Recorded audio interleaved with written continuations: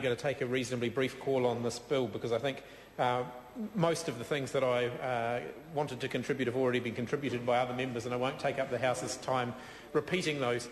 I do want to just pick up on the initial comments that Chester Burrows made in his contribution about the importance of parliamentary debate and not taking entrenched party line positions unnecessarily on things. And that's a two-way process.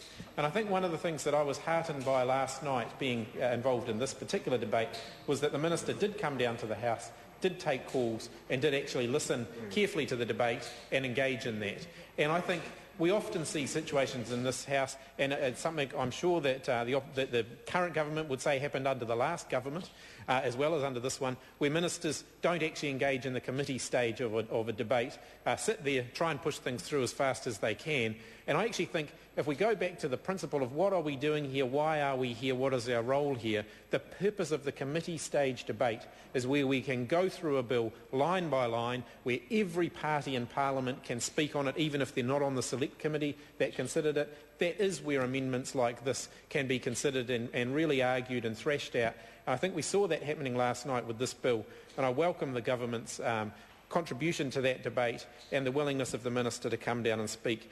I hadn't intended to be involved in this debate at all, but I came to the House last night to speak on an entirely different matter and was pretty disappointed when I sat down here and picked up a copy of the bill that was presently being debated and saw what would happen under the status quo of the bill without the amendment that the Minister put forward, which is that it would have effectively, in some situations, could have led to somebody not being able to be present at their own trial. And it seems to me that that would be wholeheartedly unjust.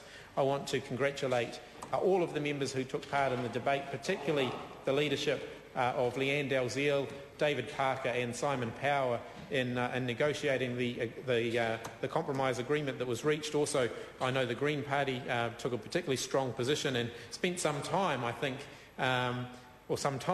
just giving us time to sort that out. And I want to thank the Green Party for that, and also the contributions from the Māori Party and the ACT Party.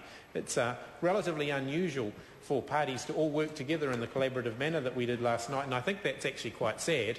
I actually think the public would like to see a lot more of that from us, and so I hope that this new spirit of goodwill that's emerging right before the school holidays will continue through the holiday period, and perhaps when the House resumes after the holidays we might find that we can continue with other legislation in the same vein. So with that, Mr Speaker, I'll conclude my comments and simply wish everybody all the best for the recess. I'm sure they'll be all out busy in their electorates. Kamal Bakshi. Thank you, Mr Speaker. I agree with